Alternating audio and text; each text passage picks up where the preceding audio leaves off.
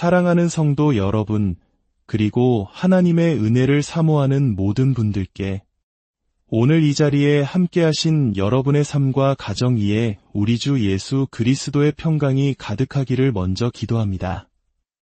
이 말씀이 여러분의 영혼에 깊은 울림을 주고 잠자던 믿음을 깨우는 축복의 통로가 되기를 소망합니다. 잠시 귀를 열어 하나님의 음성에 집중하기에 앞서 이 은혜로운 말씀이 더 많은 영혼에게 흘러갈 수 있도록 구독과 좋아요로 저희와 동행해 주십시오. 여러분의 작은 손길 하나가 누군가에게는 인생을 바꾸는 하나님의 선물이 될 수 있습니다. 오늘 우리는 기독교 신앙의 심장과도 같은 순간, 바로 오순절에 임했던 성령의 불에 대해 이야기하고자 합니다. 이것은 단순히 2000년 전의 역사적 사건이 아닙니다.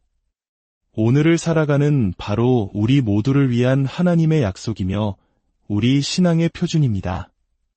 먼저 사도행전 2장의 말씀을 함께 묵상해 보겠습니다. 오순절 날이 이미 이름에 그들이 다 같이 한 곳에 모였더니 호련히 하늘로부터 급하고 강한 바람 같은 소리가 있어 그들이 앉은 집에 가득하며 마치 불의 혀처럼 갈라지는 것들이 그들에게 보여 각 사람 위에 하나씩 임하여 있더니 그들이 다 성령의 충만함을 받고 성령이 말하게 하심을 따라 다른 언어들로 말하기를 시작하니라. 이 얼마나 놀라운 광경입니까? 사도행전은 바로 이 순간으로부터 시작되었습니다. 만약 사도행전 2장이 없었다면 교회의 역사, 위대한 사도들의 행적 또한 없었을 것입니다. 오순절 사건은 선택된 소수만을 위한 특별한 이벤트가 아니었습니다. 하나님께서 초대교회부터 오늘날의 교회에 이르기까지 모든 성도에게 계획하신 표준, 바로 노머입니다. 우리가 만약 이 오순절의 불을 우리 신앙에서 제외한다면 그것은 마치 뜨거운 불 앞에서 돌아서서 차가운 냉장고로 들어가는 것과 같습니다. 우리는 그리스도의 보혈로 덮인 뜨거운 피조물입니다. 하지만 냉장고 안에서는 서서히 식어갈 뿐이고 결국 영적으로 죽음에 이르게 될 것입니다. 기독교는 오순절 날 성령의 불이 임하면서 시작되었습니다. 그 불은 모든 것을 태우고 하나님을 향해 전진하게 만드는 원동력이었습니다. 할렐루야! 오늘 저는 이 말씀을 통해 제가 깨달은 몇 가지 중요한 연결에 대해 나누고 싶습니다. 오랫동안 성경을 읽으면서도 미처 발견하지 못했던 이 진리들이 오늘 여러분에게도 동일한 축복으로 임하기를 바랍니다. 첫 번째 연결은 바로 불의 혀와 육신의 혀의 만남입니다. 성경은 불의 혀처럼 갈라지는 것들이 각 사람 위에 임했다고 기록합니다. 상상해 보십시오. 오늘 아침 바로 여러분의 머리 위에 성령의 불꽃이 내려앉는 장면을 말입니다. 그 불은 잠시 머물러 사라지는 불이 아니라 영원히 떠나지 않고 안착하는 불입니다. 그리고 그 불의 혀가 각 사람의 머리 위에 임하는 순간 놀라운 일이 벌어집니다.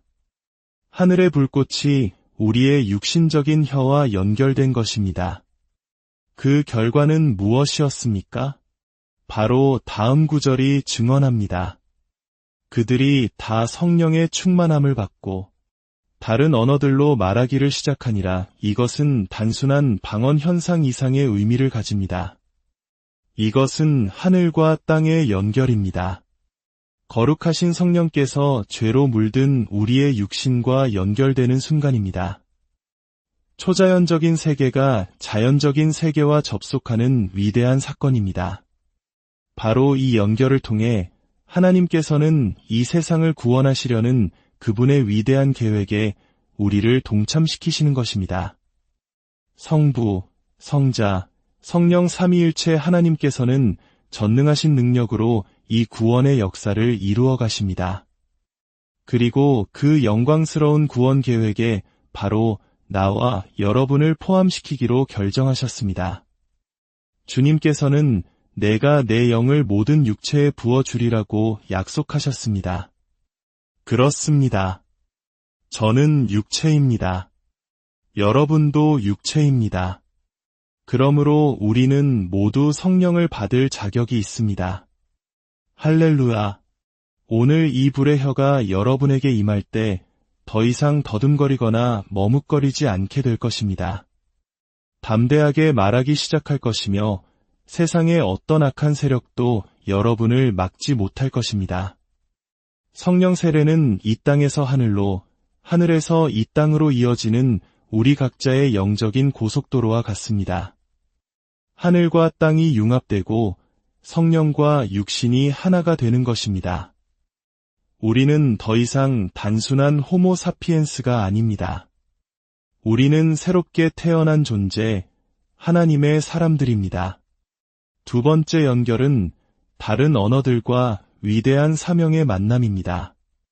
그들이 성령의 충만함을 받고 말하기 시작했을 때, 만약 성경에 그들이 모두 히브리어로만 말했다고 기록되었다면 저는 크게 실망했을 것입니다. 만약 그랬다면 저는 이렇게 말했을 겁니다. 아, 안타깝다. 성령님은 유대인들만을 위해 오셨구나. 나는 한국 사람인데 하지만 성경은 그렇게 말하지 않습니다. 그들은 각기 다른 세상의 언어로 말하기 시작했습니다. 이것은 무엇을 의미합니까? 이것은 성령께서 모든 민족, 모든 언어, 모든 부족, 모든 나라에 얼마나 깊은 관심을 가지고 계신지를 보여주는 절대적인 증거입니다. 여기서 우리는 마태복음 28장과 마가복음 16장에 기록된 지상대 명령과의 놀라운 연결을 발견하게 됩니다. 너희는 온 천하에 다니며 만민에게 복음을 전파하라. 성령 강림은 바로 위대한 사명을 감당할 수 있도록 하늘로부터 보내진 능력입니다. 모든 언어로 모든 피조물에게 복음을 전파하도록 우리에게 힘을 주시는 것입니다. 할렐루야. 성령께서 우리의 영적인 눈을 만지실 때 우리는 모든 것이 제자리에 있음을 보게 됩니다. 하나님의 거대한 계획 속에서 우리가 어디에 속해야 하는지 깨닫게 됩니다. 내 뜻대로 마옵시고 아버지의 뜻대로 하옵소서라고 순종할 때 우리는 그 위대한 퍼즐의 한 조각으로 온전히 맞춰지는 것입니다. 세 번째 진리는 성령의 불은 모든 사람을 위한 것이라는 점입니다. 오순절날 성령께서는 그곳에 모인 120명의 머리 위에 각각 임하셨습니다. 하늘에 계신 누군가가 그들의 머리 숫자를 정확히 세고 한 사람도 빠짐없이 각자를 위한 불꽃을 준비하셨던 것입니다. 우리는 종종 특정 인물, 위대한 하나님의 종들을 존경하고 높이는 경향이 있습니다. 아, 저 목사님은 정말 대단해. 나도 저런 강력한 기름 부으심을 받고 싶어 라고 말합니다. 하지만 이것은 매우 위험한 생각입니다. 우리는 사람을 너무 높이 들어올린 나머지 그들이 높은 곳에서 어지러움을 느끼고 추락하게 만듭니다. 그리고 세상은 손가락질하며 말합니다. 저렇게 위대하던 하나님의 사람이 어쩌다 저렇게 되었는가? 오늘 이 자리에 몇 분이 계신지 저는 알지 못합니다. 어림잡아 1500명이라고 가정해 봅시다. 오순절 날에는 120명 중 120명, 100%가 성령의 불을 받았습니다. 그렇다면 오늘 이곳에서도 1500명 중 1500명이 받을 수 있습니다. 성령의 능력은 영적인 엘리트나 특별한 계층의 그리스도인에게만 예약된 것이 아닙니다. 기독교에는 엘리트 계층이란 존재하지 않습니다. 우리 몸에서 팔이 발보다 위에 있다고 해서 팔이 발보다 우월한 것은 아닙니다. 위치가 더 높을 수는 있지만 중요한 것은 위치가 아니라 기능입니다. 하나님의 나라에서는 세상적인 성공이나 경력이 중요하지 않습니다. 예수님은 정반대로 말씀하셨습니다. 가장 낮은 자가 가장 높은 자라고 말입니다. 오늘 여러분은 전례 없는 여러분만의 불의 혀를 받게 될 것입니다. 할렐루야. 하나님의 본성에 대해 알고 싶다면 자연을 보십시오. 하나님께서는 나무의 잎사귀들을 모두 조금씩 다르게 창조하셨습니다. 풀잎 하나하나도 똑같은 것이 없습니다. 이 땅에 70억이 넘는 사람들이 살고 있지만 동일한 지문을 가진 사람은 단 2명도 없습니다. 왜일까요? 우리 하나님은 복제하는 분이 아니라 창조하는 분이시기 때문입니다. 하나님께는 일본에서 만든 복사기가 없습니다. 그분은 오직 원본만을 다루십니다. 그리고 제가 확신하건대 하나님께서 여러분을 위해 기름 부음의 불을 준비하실 때 그것은 바로 여러분의 이름이 새겨진 원본입니다. 그렇기 때문에 저는 여러분에게 제 불꽃을 줄 수 없습니다. 만약 여러분이 제 불꽃을 받는다면 여러분은 저의 복사본이 될 뿐입니다. 만약 기독교가 복사본에 의존해야 했다면 이미 오래전에 사라졌을 것입니다. 아멘. 여러분은 오늘 원본으로서 이 땅의 그 누구도 받은 적 없는 것을 받게 될 것입니다. 하나님께서 여러분을 통해 하시려는 그 일은 다른 그 누구도 똑같이 해낼 수 없습니다. 사랑하는 성도 여러분, 오늘 여러분은 예수님 자신으로부터 직접 그 불꽃을 받게 될 것입니다. 그분만이 유일하게 주실 수 있는 분입니다. 어떤 사람들은 엘리야의 겉옷을 구합니다. 하지만 우리는 더 이상 엘리야의 시대에 살고 있지 않습니다. 우리의 엘리야는 예수 그리스도이시며 그분의 겉옷은 바로 성령 세례입니다. 오늘 여러분이 그 성령의 능력을 받고 강을 향해 나아갈 때 여러분은 엘리야의 하나님은 어디 계시니까 라고 외치지 않을 것입니다. 여러분은 나의 주 예수 그리스도의 아버지 하나님은 어디 계시니까 라고 외칠 것이며 기적이 일어날 것입니다. 우리의 몸은 성령의 전입니다. 오순절날 성령께서는 120명의 남자와 여자의 몸을 옷처럼 입으시고 그들의 목을 통해 당신의 오심을 선포하셨습니다. 성령께서는 이 세상에서 바로 우리의 육신을 통하지 않고서는 일하기를 원치 않으십니다. 그분은 여러분의 입술, 여러분의 손, 여러분의 목소리를 사용하기 원하십니다. 마치 우주인이 생존을 위해 우주복을 입는 것과 같습니다.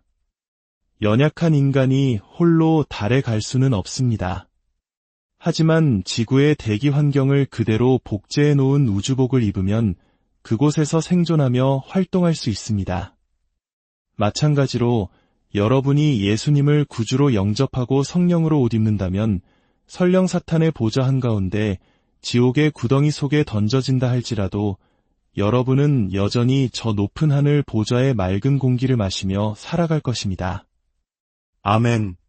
그러므로 우리는 마귀를 두려워하지 않습니다. 오히려 마귀가 우리를 두려워합니다. 우리는 마귀로부터 도망치는 자들이 아니라 마귀가 우리를 보고 도망치게 만드는 자들입니다. 어떤 사람들은 이렇게 말합니다.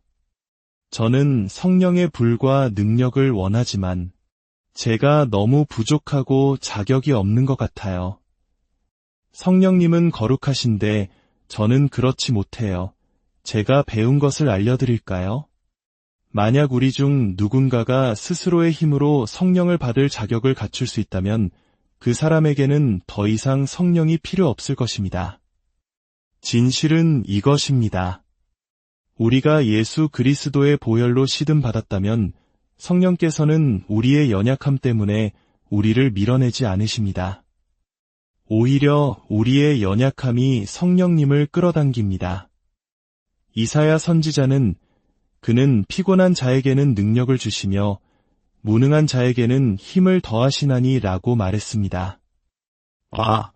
그러므로 오늘 성령께서 뜨거운 불꽃으로 여러분에게 임하시는 이유는 여러분이 어떤 자격을 갖추었기 때문이 아니라 여러분이 그분을 필요로 하기 때문입니다. 이 자리에 성령님이 필요한 분이 계십니까? 하늘을 향해 외쳐봅시다. 저는 성령님이 필요합니다. 할렐루야. 오늘 여러분은 각자의 불꽃을 받을 것입니다. 그러나 기억하십시오. 가장 큰 불꽃을 받은 사람이 자동적으로 하나님의 뜻을 행하는 것은 아닙니다. 강한 힘을 가진 사람도 게으를 수 있습니다. 수많은 그리스도인들이 기름 부으심을 받지만 행동하지 않습니다. 입을 열어야 할 때 침묵합니다. 마치 세계 역도 챔피언이 100kg의 역기를 번쩍 들어 올리고 모두의 환호를 받지만 집에 가서는 아내가 부엌에서 일하는 것을 돕기 위해 손가락 하나 까딱하지 않는 것과 같습니다. 우리는 사람들에게 보여주기 위한 쇼맨십 전도자가 필요한 것이 아닙니다. 우리는 서로 경쟁하는 것이 아니라 서로 돕고 세워주며 이 땅에서 어둠의 권세를 몰아내야 합니다. 하나님의 뜻을 행합시다. 복음의 기본을 전파합시다. 서로 사랑하고 도우며 이 땅을 구원합시다. 주 예수님, 감사합니다. 오늘 이 자리에 모인 모든 사랑하는 당신의 자녀들 위해 하늘의 문을 여시고 약속하신 성령의 불을 각 사람 위에 부어주시옵소서. 우리를 새롭게 하시고 담대하게 하시며 세상의 빛과 소금으로 살아갈 능력을 더하여 주시옵소서. 이 말씀을 듣는 모든 이들의 심령과 가정에 하나님의 놀라운 축복과 평안이 넘치기를 우리 주 예수 그리스도의 이름으로 간절히 기도합니다.